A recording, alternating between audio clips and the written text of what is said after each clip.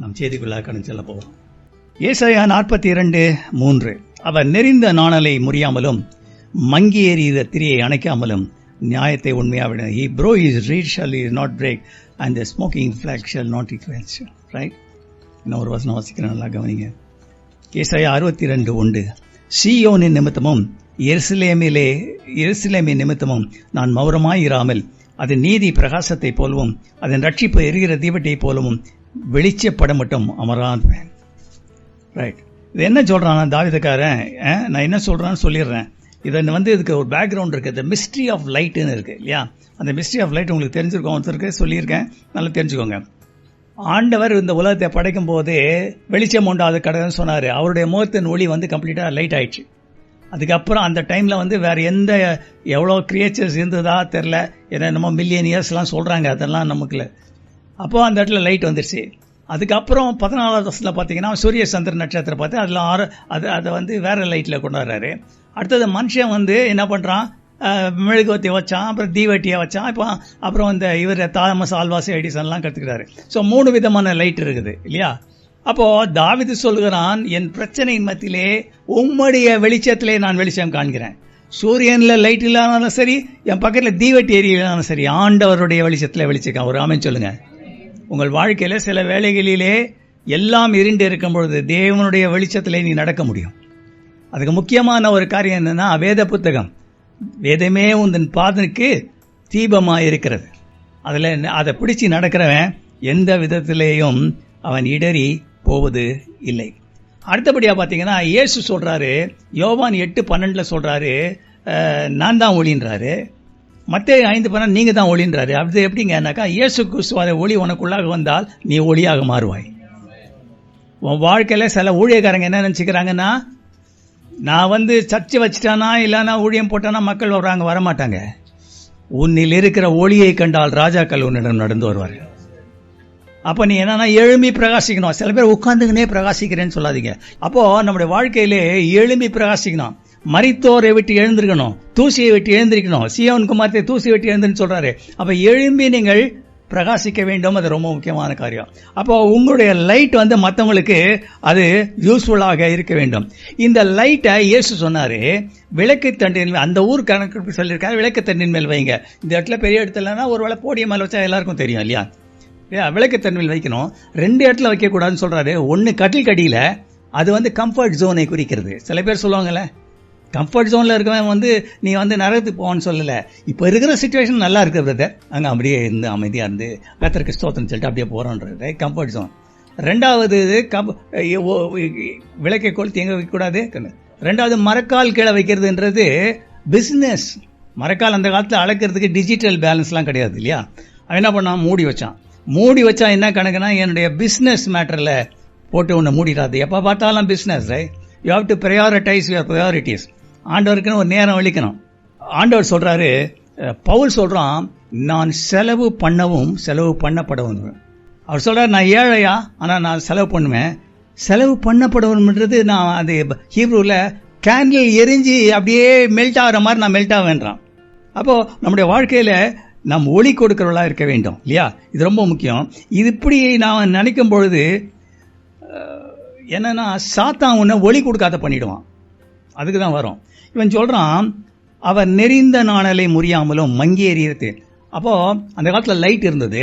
அந்த லைட்டு பார்த்தீங்கன்னா, அந்த காலத்தில் நிறைய ஹரிக்கேன் லேம்ப் அதெல்லாம் இருந்ததில்ல. அதில் ஈவினிங் ஆனால் திரி எடுத்து வைப்பாங்க.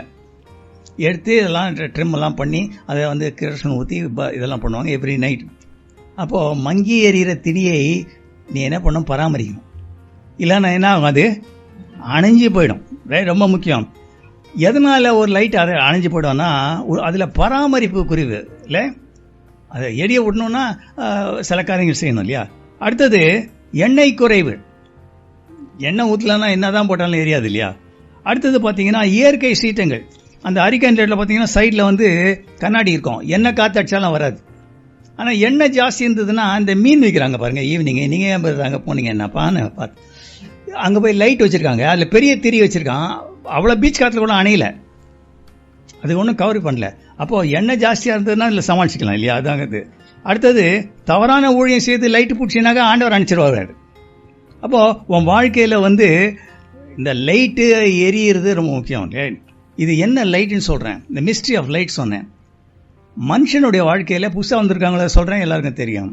ஆண்டவர் ஒரு மனிதனுடைய வாழ்க்கையிலே அவனை மண்ணா உருவாக்கிட்டு ஊதினார் ஜீவ சுவாசம். ஜீவன்றது ஆவி, சுவாசம் சுவாசம்ன்றது ஆவி, ஜீவன்றது ஜீவ ஆத்மாவானான். ஜீவ ஆத்மாவானான், ஆவியும் ஆத்மா வந்துருச்சு. அப்ப இது ரெண்டும் ஆண்டவர் சொல்லி வருது, அதுதான் லைட். ரைட்? நீதிமொழிகள் ஞானி என்ன சொல்றான் பாருங்க, நீதிமொழிகள் 20:27. நான் இன்ட்ரடக்ஷன் சொல்லிட்டு இருக்கேன், இதை சொன்னீங்கன்னா தான் உங்களுக்கு நான் பின்னால் வர சொல்றது வரையும் நல்லா கவனிச்சுவாங்க. ரைட்? மனுஷனுடைய ஆவி கர்த்தர் தந்த தீபமாக இருக்கிறது. ரைட்? தான் உள்ளான மனிதன். Right? Inner man must be active. அடுத்தது, மனுஷரில் ஒரு ஆவி உண்டு, சர்வ வல்லுடைய சுவாசமே அவனை உணர்வாக்கும். Breathe on me, breath of காட்லாம் பாடுறோம் இல்லையா? ரைட்? அது நல்லா எரியணும்னு சொன்னீங்கன்னா ஆண்டவருடைய காரியம் வரணும். இது ரொம்ப ஒரு முக்கியமான ஒரு காரியம் இல்லையா? இல்லைனாக்கா அதுக்கு தான் நம்ம எல்லாம் பாடுறோம்ல, give me oil in my lamp, keep me burning burning till the break of day. Right? இதெல்லாம் சண்டே கிளாஸ் பாட்டு உங்களுக்கு தெரிஞ்சிருக்கும். அப்போ அது இருக்குது. சரீரம்ன்றது மண்ணானது. ஆண்டவர் வந்து இந்த இடத்துல தை கிங்டம் கம்னு சும்மா சொல்றிய, நீ போயிட்டு மனப்பாடம் மாதிரி சொல்றிய. தை கிங்டம் கம்னா நீ தான் செய்யணும். ஜீசஸோ வந்து ஒரு நாள் நின்று எல்லாரும் நீங்க செயின்ஸ் சொல்ல மாட்டாரு, நான் தான் அதை செய்யணும். அப்போ ஆண்டவருடைய ஒளி எண்ணில் இருந்தால் தான் மற்றவர்களுக்கு அது யூஸ்ஃபுல்லாக இருக்கும். அவர் ஆமென் சொல்லுங்க. ரைட்? இது ரொம்ப ஒரு முக்கியமான காரியம். அப்போ தேவன் வாழ்க்கையிலே இந்த காரியங்களை செய்யணும். பவுல் சொல்றாரு 2 கொரிந்தியர் 4:6 ஒரு நாள் நான் தமஸ்குல போயிருந்தேன், ஒரு ஒளி எனக்குள்ளாக பிரவேசித்தது, அது வந்து எனக்குள்ளாக பொக்கிஷமாக இருக்கிறது, நான் மண்பாண்டத்திலே வைத்திருக்கிறேன்னு சொல்றான். அப்படின்னா என்ன அர்த்தம்னா, இட் இஸ் அ பொக்கிஷன்றது என்னதுங்க? ட்ரெஷர்ஸ். சாத்தான் நீ நினைக்கிற மாதிரி வந்து இயேசு கிறிஸ்து உனக்குள்ள உண்மையாலுமே வாசம் பண்ணும், அது வேற இல்லையா? நீ இங்க இருந்துட்டு சும்மா ஒரு பச்சவந்தி மாதிரியே நான் பெரிய ஆளுன்னு காமிச்சிட்டு நீ வெளியே போயிட்டீங்கன்னாக்கா நீ துக்கப்பட்டு நான் பரிசுத்தானே போயிடுவாரு. அப்புறம் உனக்குள்ளாக இயேசு இருந்தா சாத்தான் உன்னை அழிக்க முடியாது. நல்லா சொல்லுங்க. ஏசாயா 68:5-8 சொல்லுகிறது, ஒரு செடியிலே கனிகள் இருந்தால் அதை அழிக்காது என்று கட்டளையிடுவேன். தாவீது ராஜா சொல்றான், இந்த வாரத்தில் இந்த ஜெனரேஷன் நான் சொல்லுவேன், அடுத்த சொல்லிட்டு தான் போவேன், நான் காலத்துக்கு முன்னாடி மறிக்க மாட்டேன். அதான் சொல்லணும். விசுவாச அறிக்கை பண்றது பிப்ளிக்கல். ரைட்? விசுவாச அறிக்கையில உறுதியா இருங்கன்னு பாப்பா சொல்றாரு. கிதியோன்னு ஒருத்தர் தான், அவன் ஆண்டவர் அழைச்சாரு. அவன் ஃபர்ஸ்ட் என்ன கேள்வி கேட்டான், ஆண்டவரே நீங்க நிறைய அர்த்தம் செய்றீங்களே, அதெல்லாம் எங்கன்னு கேட்டான். அதான் சொல்றான், இல்ல நான் உன்னை வச்சு அட்ஜஸ்ட் பண்றேன்னு சொன்னேன். டக்குன்னு அவன் சொல்லிட்டான், நாங்க ரொம்ப சின்ன கோத்திரம் சார்ட்டான். ரைட்? எப்படியும் அவனை கன்வின்ஸ் பண்ணிட்டாரு. 32,000 இருந்து 300 பேர் கொண்டாட்டாரு. அப்ப அவர் சொன்னாரு, ஒரு பானை எடு, ஒரு தீவெட்டி எடு, ஒரு எக்கால் எடு. 3 ஸ்பிரிச்சுவல் சிக்னிபிகன்ஸ் இருக்கு. எதிரிகள் மத்தியில போய் நின்றுட்டு அந்த பானையை உடைச்சி எக்காலத்தை ஊது தீவெட்டி எரிஞ்சதுன்னா எல்லாரும் ஓடி போயிடுவாங்கன்னு. இது எதை குறிக்கிறதுனா, உனக்குள்ளாக இருக்கிற ஜீவன் சரீரமாக பாண்டங்கள் உடையும் பொழுது அது அதுல ஜொலிக்கிறதான வேளையிலே சண்டை போடாதே ஓடிவிட்டானுங்க அத்தனை பேரும். ஒரே மாலை அவன் வரான், ஊர்ல இருக்க பெரியவெல்லாம் வந்து சார் பெரிய விண்டல் பண்ணிட்டீங்கன்னு. இல்லவே இல்லை, அவன் வெட்டி செத்தானுது. அப்போ உன்னுடைய ஒளி பிரகாசிக்க வேண்டும், மற்றவளுக்கு நீ ஒளியா இருக்கணும். ரைட்? நான் ஒரு சின்ன இடத்துல போய் பட்டம் போட்டு உட்காந்துட்டேன்னாக்கா யாருக்கு நான் ஒளியா இருப்பேன்? உன்னுடைய ஒளி மற்றவளுக்கு தெரியணும். ஆண்டவர் மங்கேரியத்திலேயே அணையாதனா அணைய மாட்டார். அவரையும் அவர் தானே ஒளி. சரி, எதனாலே விளக்கு அணையும்? என் வாழ்வில் மங்கேரியும் விளக்கை வைத்து இனி முன்னேறி செல்ல இயலாது என்று நீ முடிவு எடுக்கும் போது, எல்லாம் ட்ரை பண்ணிட்டேன், உபவாசம் பண்ண மனசு எங்க பாஸ்டர் பைபிள் வாசித்தேன், ஜெபம் பண்ணிட்டேன். இனிமேல் ரொம்ப நாள் தள்ளாதுன்னு நினைச்சு நான் போயிடும். பிரசங்கி 3வது அதிகாரம் 1-8 நிறைய காரியம் சொல்றான். Time for this, time for this, time for this, time to குவிட்னு சொல்லவே இல்லை. அவரு படிச்சிங்களா? இட்ஸ் அ டைம் டு குவிட்னு சொன்னாரா? இல்ல, உனக்கு நீ சொல்ற டைம் டு குவிட்னு. ரைட்? அடுத்தது பாருங்க, உன் வாழ்க்கையிலே இருள் சூழ்ந்த பகுதிகளே சாத்தான் உன்னை மேற்கொள்ளும் பொழுது, நெருக்கும் போது, சாத்தான் உன்னை இப்படி இந்த இடத்துல வரமாட்டான்.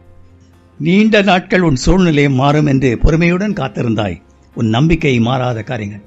சில வேளையில நான் காத்திருந்தேன் பிரதர், கல்யாணத்துக்காக காத்திருந்தேன், இதுக்காக காத்திருந்தேன், அதுக்காக காத்திருந்தேன், ஆண்டவர் உதவி செய்யல. உங்க லைஃப்ல இதெல்லாம் இருக்கான்னு பார்த்துக்கோங்க. இதுல உன் வாழ்விலே ஒளிவிட்டு பிரகாசிக்க முயன்றும் தேவ உதவியும் மனித உதவியும் இல்லை என்று நினைக்கும் பொழுது. அப்போ லாட் ஆஃப் ஃபேக்டர்ஸ் இருக்கு. உன் வாழ்க்கையில சில வேலைகளிலே சாத்தான் கார்னர் பண்ணிடுவான். மங்கி எறிகிற திரி அணையிறத போல இருக்கும். ஆனா என்ன சூழ்நிலையிலே இந்த காரியங்கள் தெரிஞ்சு நீ பார்க்கணும். பேதர்கிட்ட ஆண்டவர் சொல்றாரு, நீ போய் நீ ஒரு தூண்டில் எடுத்து போய் மீன் பிடிக்கிறான்னு சொல்றாரு. ஒருவேளை பேதர் ஒரு தச்சன்னு வச்சுக்கோங்க.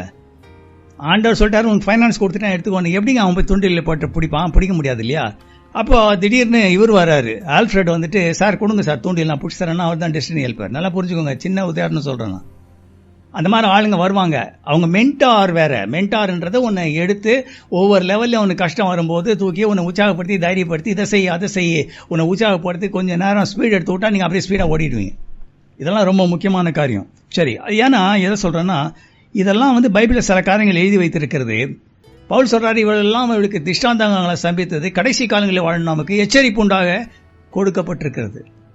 அப்ப இவங்க வாழ்க்கையில ஏன் மங்கி எரிஞ்சு திரி அப்படின்னு நீங்க இப்ப பார்க்க போறோம்.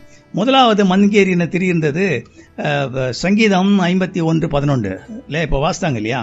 தேவனே சுத்த இருதயத்தை என்னில் சிருஷ்டியும் நிலைவரமான ஆவியை என்னில் புதுப்பியும். பரிசுத்த ஆவியை இடத்தில் எடுத்துக்கொள்ளாமல். ஒரு பெரிய தப்பு பண்ணிட்டாரு, அவனுடைய விளக்கு எறிகிற மாதிரி போகுது.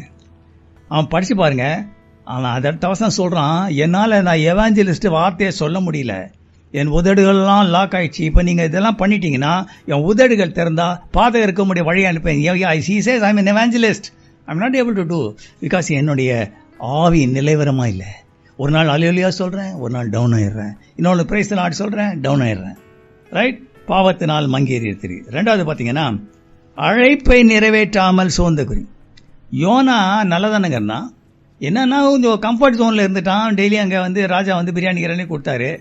சரி, வெயில் இருக்குதான் எல்லாருக்கும், யாருக்குங்க வெயில் இல்லை? ரைட்? ஆனால் போடானா அவன் போக மாட்டான். சார் வெயில் அடிக்குது சார்ன்றான். ஏன் ஆத்மாக்கள் அழிகிறாங்களேன்னா வெயில் அடிக்குது. அடுத்தது பாருங்க, ரொம்ப முக்கியமான காரியம். ஒரு மனுஷன் இருக்கான் ராஜா, அவனை ஒரு தீர்க்கதரிசி வச்சிருக்கான். அந்த காலத்தில் தேவனுடைய வார்த்தை. அவன் அந்த இடத்துல இருக்கும்போது ராஜா செத்து போயிட்டான். அவனுக்கு குஷ்ரோகம் வெளியே. அப்போ அவனுடைய வாழ்க்கையில ஒரு டூ ஆர் டை அப்படின்னு ஆயிப்போச்சு. அவன் ஆலயத்துக்கு போனான். எத்தனையோ முறை ஆலயம் போயிருப்பான் இல்லையா தீர்க்கதரிசி. என்ன பண்றதுன்னு தெரியல. ஆலயத்தில் போனான். ஆண்டவர் அவனுக்கு தரிசனம் கொடுத்தாரு. கொடுத்துட்டே கேட்குறாரு, எஸ்ஐயா இன்னும் எவ்வளோ காரணம் சொன்ன எல்லாம் நடந்ததில்ல, இப்போ யாராவது ஒரு ஆளை தேடுறேன், நான் போறேன்னா யார் அனுப்பேன்? 5 அதிகாரம் வரைக்கும் பாருங்க, அது ஒன்றும் மோசமா இல்லை. 6வது அதிகாரத்துலேருந்து இயேசு கிறிஸ்துடைய வருகையை is called advent prophet. Right? துல்லியமா எழுதியிருக்கிறான். ஆண்டவர் இஸ்ரவேல் புத்திரர் எப்படி படிப்படியா அவளை ஒரு ஸ்டேஜுக்கு கொண்டாடுவார்னு எழுதியிருக்கான். ஏன்னா அவன் சொன்னாரு நான் போறேன்னு. அவர் என்ன பண்ணாரு? பலிபீடத்தை வச்சு தண்டு தொட்டார். ரைட்? உன் வாழ்க்கையில வெட்டி பேச்சை நிறுத்தணும். அதுக்குன்னு பேசாத இடத்துலலாம், பேசுற இடத்துலலாம், ஒய்ஃப் கிட்டலாம் பேசாத இருந்துடாதீங்க. நீங்க ஸ்பீச் குறைச்சிருங்க. ரைட்? ஏன்னா அதாவது எப்படின்னா, உன்னில் இருக்கிற தேவ வல்லமை அதில் ட்ரெயின் ஆடக்கூடாது. எப்படி சார் ட்ரெயின் ஆகும்? Through negative declaration. உன் தனிப்பட்ட வாழ்க்கையில் நீ கஷ்டப்பட்டுட்டு இருந்து, ஆனால் நீ ஆவிக்குரிய வாழ்க்கையில் பார்க்கணும்னு சொன்ன எப்படி பார்ப்ப? ஆண்டவர் இதெல்லாம் சேர்த்தா நல்லது இல்லை பிரதர், நீங்கள் ஜெயிச்சுக்கோங்க அப்படின்னு வாங்க சரி பேர். நோ. ரைட்? ஸோ முதல்ல என்ன? அவனை உதடுகளை தொட்டான். அப்போ உன் வாழ்க்கையில உன்னுடைய திரி எறியணும். ஆண்டவர் எப்பொழுதும் உன் கூட பேசணும்னா. ரெண்டாவது பார்த்தீங்கன்னா, எப்பொழுதும் மனுஷன் குறை கூறுவான். உன்னை ஸ்கேல் எடுத்துன்னு வருவான், மீட்ரு அதுன்னு டேப் எடுத்துன்னு வருவான், உன்னை அளந்துனே இருப்பான். நீங்க நல்லா பாருங்க, டைரக்டா தெரியாது. சாமுவேல் போறான், ஒரு ஆளை பார்க்குறான், இவன் என்ன நடிகர் மாதிரி இருக்கான், இவனை கிங் ஆகிக்கலான்னு சொல்லிட்டு குப்புக்குன்னு ஊத்துறான். உன்னுடைய வேஸ்ட் பண்ணாதரா, உன்னுடைய அனாயிண்டிங் ஆயில எடுத்து வைடான்னு சொல்றாரு ஆண்டவர். ஏன்னா ராங்க அழுதுட்டான். மூணாவது வியாதி. எஸ்ஐகே ராஜா நல்ல ராஜாங்க. அவன் சொல்றான், 100 ஜோம் 3 காரியம் சொல்றான். நான் எல்லாத்திலும் உத்தமா நான் இருந்தேன், நான் நல்லா ஜோம் பண்ணேன், நல்ல வேதத்தை வாசித்தேன், இந்த வேதமெல்லாம் என் உயிருக்கு உயிரா இருக்குன்னு சொல்றான். உண்மை நான் துதிப்பேன் 4 காரியம் சொல்றான். ஆனா சொல்றான், அப்படியே என்னுடைய திரியெல்லாம் எரிஞ்சு போகுது. ஏன்னா நீங்க சொல்லிட்டீங்களே செத்துருவோன்னு சொல்லிட்டு, நான் உடனே செத்துருவான்ட்டவரை சொல்லிட்டாரு. பாகைக்கு பாகை திரும்புறான்னா ரெஸ்டரேஷனை குறிக்கிறது. நிறைய காரியத்தை குறிக்கிறது. ஒன்று ரெஸ்டரேஷன். ரைட்? 4வது மகதலேனா மரியல். நான் சொன்னேன் ஆவின்றது கர்த்தர் தந்த தீபம். அந்த தீபத்தை பிசாசு பிடிச்சிச்சுன்னா இஸ் கால் பொசஸ்ட் இல்லையா? நம்ம சொல்கிறோம் விச் கிராட் பிடிச்சிச்சு, அது பிடிச்சிருச்சு, இது பிடிச்சிருச்சுன்னு. ரைட்? உங்களுக்கு நிறைய பேருக்கு இங்கே இருக்கும், உங்களுக்கு என்னென்னா விச் கிராஃப்ட்னா என்னன்னு தெரியாது, அதெல்லாம் படுற பாடுகள்னா என்னன்னு தெரியாது, ஆண்டவருடைய வல்லமை என்னன்னு உங்களுக்கு தெரியல. இதுக்கு தான் வந்து பவுல் சொன்னா ஆண்டவருடைய மகா பெரிய வல்லமை என்னென்று அறிந்து கொள்ளும்படியாக உங்களுக்கு பிரகாசமான கவனக்கண்கள் வேணும். ஆண்டவருடைய வல்லமை வந்து, அதாவது ஏற்கனவே சாத்தானை ஜெயிச்சிட்டாருங்க, அந்த ஜெயத்தை நீங்கள் எடுத்துக்கொள்கிறீங்க. அந்த கான்செப்ட் தெரிலன்னா பயந்து பயந்து பயந்து பயந்து பயந்து பயந்து உட்காந்துக்கிறான். விசுவாசியம் பயப்படுறான். ஆமாம், சரி, ஐ எம் ட்ரிஃப்டிங் அவே. இந்த மகத்தில் நம்மளுக்கு பேர் பட்டுச்சு இல்லையா? அப்போது ஏகப்பட்ட பிசாசு ஆவியில் போய் உட்காந்துருச்சு. அதை போன உடனே ஹோலி ஸ்பிரிட் வந்ததுனால அவளுக்கு ஆசை, அவர் மேலே ரொம்ப அஃபெக்ஷன் ஆகிடுச்சு. இவன் வந்துட்டு என்ன பண்ணுறா, தோட்டக்காரனை போய் கேட்குறான். தோட்டக்காரன் நினச்சின்னு, ஏங்க தோட்டக்காரன், எங்கள் ஐயாவை எடுத்துகிட்டு போயிட்டாங்க, உங்கள்கிட்ட சொன்னால் நான் போய் எடுத்துக்கிறேன், எடுத்து முடியுமா? ஜூயிஷ் லேடிஸ் போக மாட்டாங்க, இன்னும் பொழுது விடியல. ஏன்னா அவருடைய கண்கள், அவருடைய கண்ணீர், இவள் எல்லாம் அவருடைய ஆவி மங்கேறிகிற தெரிய முதலாயிடுச்சு. ஆண்டவர் அவளை பார்த்து ஒரு வார்த்தை சொன்னார், சொல்லிட்டார், ரபுனி மாஸ்டர் அப்படின்ட்டா. கண்ணு திறந்துருச்சு. அவர் வந்த உலகத்தில் வந்த கான்செப்டுக்கு பெரிய காரியம் என்ன தெரியுமா? உன்னுடைய பிதா தாயா என்னுடைய பிதான்ட்டார். டைரக்டா அவர் எல்டர் பிரதர் மாதிரி ஆகிட்டார். அப்போ உன்னுடைய வாழ்க்கையிலே இது ரொம்ப ஒரு முக்கியமான காரியம். ரைட்? கடைசியாக உயிர்த்தெழுந்த நாளில் 2 சீஷர்கள் நடந்து போகிறாங்க. அவங்க கூட இயேசு கடந்து நடந்து போகிறாரு. ஆனால் அவளுக்கு இயேசுன்னு தெரியல. ஏன்னா அவருடைய கண்களிலே பிரகாசம் இல்லை. உன் கூட இயேசு வந்து உன் கூட இருந்து உனக்கு நான் துணை செய்கிறேன்னு சொல்லும் பொழுது நீ இயேசுன்னு தெரிஞ்சு கொள்ளாம நீ பிசாசுக்கும் பயத்துக்கும் அடிமையாக இருந்தா. பயன்றது ஒரு ஆவிங்க. தேவன் நமக்கு பயமுள்ள ஆவியே கொடுக்கல. ஆவினாக்கா நீ இடம் கொடுத்தானா மேலே வந்து உட்காரும். ரைட்? அப்போ இவங்க 2 போய் நிற்கிறாங்க. இவன்கிட்ட கேட்குறான், சார் நீங்கள் ஊர் புதுசான்னு கேட்குறான். எப்படி இருந்திருக்கும் அவருக்கு? கூடயே இருந்தவர். ஆக்சுவலாக பார்த்தீங்கன்னா ஒரு ஆள் பேரை சொல்லியிருக்கு. அந்த ஆளுடைய அம்மா மரியாளுக்கு தங்கச்சி, சித்தி பையன், ஃபர்ஸ்ட் கசன். இந்த கசன் பிசன் அடிக்கணும்னு சொல்கிறோம்ல, அதான். போகிறாங்க. ஒளி மங்கிடுச்சு, இருட்டாயிடுச்சு. அவங்க என்ன சொன்னாங்க? பாரமையா போதகரே, வந்தமிடம் தங்கிடும், எங்கள் கூட வாங்க, உள்ள தாங்குங்க. இன்னைக்கு ப்ராப்ளமே என்ன தெரியுங்களா? நல்லா இருப்பேன் போ அப்படின்னா போயிடுவேன், அதோட இயேசு மறந்துடுவேன், அடுத்த சனிக்கிழமை தான். ஆனால் ஆண்டவர் உன் கூட கடந்து நடந்து வருகிறத வாரத்தினுடைய ஒவ்வொரு நாளும் நீ அறிந்து கொள்ள வேண்டும். புரியுதுங்களா? அவர் வந்து அவர் அப்பத்தை பிட்ட பொழுது, அப்பத்தை பிட்டது பைபிள் எடுத்து உனக்கு மிஸ்ட்ரி, ஒவ்வொரு இதுக்கும் நான் மிஸ்ட்ரி சொல்கிறேன் இல்லையா? இப்போ வந்து அவங்க என்ன பண்ணிட்டாங்க? இயேசுவேன்ட்டாங்க இல்லையா? அப்போது உன் வாழ்க்கையில் மங்கி எறிகிற திரினா என்னென்னா, நீ ஒரு காரியத்தை சிந்திக்கிற, உயிர் தெரிஞ்சுவான்னு, இன்னொருத்தர் சொல்கிறான் இல்லை செத்து போயிட்டாரியா, எல்லாம் இன்றைக்கி வந்து எல்லாம் தேங்க்ஸ் கிவிங் மீட்டிங்லாம் வச்சுட்டாங்க, அவதான் திரும்பி வர்றாரு. நாளைக்குலேருந்து என்ன பண்ணுறது? மினிஸ்ட்ரின்னு போகணும். காலையில் நம்ம வீட்டில் ரொட்டி கிட்டி சுட்டு கொடுத்தாங்க, நாளைக்கு காலையில் அது கூட கிடையாது, புதுசாக ஏதாவது ஆரம்பிக்கணும். இவர் தான் நம்மளை மீட்டு நமக்கு வந்து ஒரு ஹோம் செக்ரட்டரியாவோ அல்லது ஃபைனான்சியல் செக்ரட்டரியாவோ மாற்றுவார்னு நினச்சிருந்தோம். நம்மளை விட்டு போயிட்டார். இல்லை, தேவன் உன்னோடு கூட இருக்கிறார். தேவன் உன் வாழ்க்கையில பெரியவராக இருக்கிறார். உன் வாழ்க்கையில உன் ஒளி போச்சுன்னா நீ டெஸ்டினி சேர முடியாது. எல்லாருக்கும் ஒரு லக்கு இருக்கிறது. குரூஷியல் டைம்ல நீ உண்மையா இருந்தா அனுப்புவாரு. ஏய், you going on the wrong way, go this way. இந்த டெஸ்டினி ஹெல்பர்ஸ் உடைய இதெல்லாம் வந்து ஒரு ப்ராஃபட்டிக்கல் ரெல்ம்ல தான் அவங்கலாம் செயல்படுறவங்க. ஆண்டவர் அவங்களோட அதிகமாக இல்லை, கொஞ்சம் காரணம் பேசுவார். எந்த சூழ்நிலையில் என்ன செய்தால் நீ வெளியே வர முடியாது ஹெல்ப் பண்ணிட்டு அவங்க போயிட்டே இருப்பாங்க. சரி, இதில் என்னென்னா ஒரு முக்கியமான காரியம், 10 கன்னிகை இருந்தாங்க, எல்லாத்தையும் விளக்கு இருந்தது. விளக்குன்றது தேவஸ்தானம் இல்லையா? Everybody have. எல்லாருக்கும் வந்து கொஞ்சம் ஆயில் இருந்தது. அந்த ஆயில்ன்றது எப்படின்னா பிதா குமாரன் பரிசுத்த ஆயிலில் வந்தது. அது அனாயிண்டிங் இல்லை. உனக்கு வந்து நிறைய ஆயில் வேணும், இதை வேணும்னா விற்கிறவர்களிடத்தில் ஓடி போய் வாங்கிக்கோன்றாங்க. அது வந்து பெண்டிகாஸ்டல் சர்ச் இல்லை. அதுக்கு என்ன அர்த்தம்னு சொன்னீங்கன்னா, விற்கிறவர்களிடத்தில் போனோன்னா you have to pay a price. ஒரு ஆமீன் சொல்லுங்க. நான் சொல்கிற கருத்து சரியா இருக்கா? It is not that go to some place and get anointing. No. அப்போ நீங்கள் ஒரு காரியம் செய்யணும் இல்லையா? பைபிள் வாசிக்கணும், ஜெபம் பண்ணணும், உபவாசிக்கணும். இதெல்லாம் if you pay a price God will give to you. ஏன்னா இது கொடுக்குற ஆண்டவர் ஏற்கனவே வந்து இருந்து கத்தணும்லாம் இல்லை, ஆட்டோமேட்டிக்காக ஆண்டவர் கொடுப்பார். நீ ஆனால் you have to pay a price.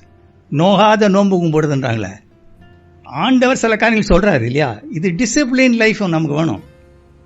ஆண்டவருக்குன்னு சில காரியங்கள் செய்யணும். நீ வெளியே போய் செய்கிறதுக்குள்ளே சாத்தா ஒன்று போனால் தான் அடிப்பான், ஒன்று இல்லைன்னு அடிக்க மாட்டான். Your friend.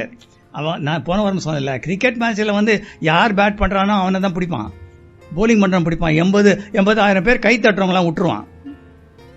நான் கை தட்டிகிட்டே போயிடுறேன், அந்த இடத்துல விட்டுருங்க. Sure of heaven. ரைட். அப்போது இது ரொம்ப முக்கியம். ஆண்டவர் சில காரியம் சொல்லிடுறாரு, எடுத்து சொல்லிடுறாரு. இதெல்லாம் நீங்கள் ஆக்சுவலாக பார்க்க போனீங்கன்னா, நம்ம பவர் மினிஸ்டரில் ஒரு காரியம் நான் சொல்லிக் கொடுக்கல, சொல்ல முடியல, டைம் இல்லை ஆக்சுவலாக. அது என்ன தெரியுங்களா? ஹீலிங், குணமாக்கும் வரங்கள்னு போட்டிருக்கு. எல்லாமே ஒரு சிங்கிள். அதாவது ஹீலிங் நிறைய விதத்தில் வரும். ஏன்னா ஆண்டவர் சொல்லிட்டாரு, உன்னுடைய தழும்புகளாலே என்ன குணமானீர்கள்ன்றாரு. Already R healed. அதை எடுத்து எப்படி பயன்படுத்துறதுன்னு நான் சொல்லணும்னு முடியல. ஆண்டவர் வல்லமையோடு அதை நீங்கள் தெரிஞ்சுக்கணும். ஆண்டவர் ஒரு காரியம் செய்து முடிச்சிட்டாரு, அவ்வளோதான் இல்லையா? That's very important. அதாவது என்னென்னா, சைனாவில் சிட்டுக்குருவி இருக்குல்ல, அதெல்லாம் வந்து சில காரியங்களுக்கு பயிரெல்லாம் சாப்பிடுதுன்னு அழிச்சிட்டாங்க. அப்போ பார்த்தீங்கன்னா சின்ன சின்ன சின்ன சின்ன சின்ன நிறையா வண்டுங்கள் வந்து தொடர்ந்து அழிச்சிட்டு இருந்தது. சிட்டுக்குருவி இருந்தபோது அது இல்லை. ஒரு வருஷத்துக்குள்ள 2,50,000 சிட்டுக்குருவிங்க 4 மடங்கு விலை கொடுத்து ரஷ்யாவிலேருந்து இம்போர்ட் பண்ணானோ. அவர் சொன்னார், இந்த சிட்டுக்குருவிகள் எல்லாம் எனக்கு ரொம்ப முக்கியமானவங்க, அதை காட்டில் நீங்கள் இதுக்கு முக்கியமானு சொல்லியிருக்காரு. அதை நீ நினச்சிக்கணும். அப்போ என்னென்னா, ஆண்டவரை நீ வந்து அழைக்கணும். ஆண்டவரே வாங்க, பொன்னாக மாற்றும் தேவா, எனக்கு பொன்னாக மாற்றும் தேவன்னு சொல்கிறோம்ல. அவர் அடிச்சிட்டு போனால் அவர் அங்கே கொஞ்ச நேரம் 1 hour உட்கார வச்சிங்கன்னா எது அவருக்கு பிடிக்காதோ அதெல்லாம் நீங்கள் ரிமூவ் பண்ணுவீங்க. அது ஒரு சைடில் இருக்காங்க. அவரை ஒரு ஸ்க்ரீன் போட்டுறேன், கண்டுக்காமல் அவர் இருக்க சொல்லுங்கன்னா இருக்க மாட்டார் இல்லையா? அவருக்கு ஒரே ஒரு சிங்காசனம் தான், இல்லை ஜீசஸ் மட்டும்தான் உட்காரணும். மணிக்கணக்கில் ஷேர் பண்ணிக்கிறது இந்த ஷேர் ஆட்டோலாம் இருக்குது, அந்த மாதிரி இல்லை இது. நிறைய பக்தர்கள் சில பாடல் எடுத்திருக்காங்க. Lead kindly light amidst endless circling gloom, காரிடரில் நேசு தீபமே நடத்துமே, Lord I hand over the flickering torch to thee. இவங்கெல்லாம் என்னென்னா, தங்களுடைய விலைக்கு அணிரமாக இருந்தது. சகர் டைமில் அருமையான பாடல் எழுதியிருக்காங்க. ஆண்டவரை என்னை கைப்பிடிச்சி நடத்துங்க ஆண்டவரே, இல்லைன்னா நான் போய் டெஸ்டினி சேர முடியாது, என் வீடு தூரம் ஆண்டவரே, நீ என்னை நடத்துங்கன்னு சொல்கிறான். அப்போ அவன் வாழ்க்கையில் இது ரொம்ப ஒரு முக்கியமான காரியம். கிறிஸ்தவ ஜனங்கள் இஸ்ரவேலர் அனாந்தத்தில் வந்தாங்க. நாமெல்லாம் ஆவிக்குரிய இஸ்ரவேலர். நமக்கு ஜிபிஎஸ் ஆண்டவர் தான். அக்னி ஸ்தம்பமாக மேக ஸ்தம்பமாக போகிறாரு. அவர் சொல்கிறார், நான் தான் அக்னி ஸ்தம்பம், நானே தான் மேக ஸ்தம்பம், நான் உன்னை வழி நடத்துவேன், இரவல்ல உனக்கு லைட் எல்லாம் போட்டு முன்னால் போவேன். ஆண்டவர் உன் ஜிபிஎஸ்ஸாக இருக்கணும்.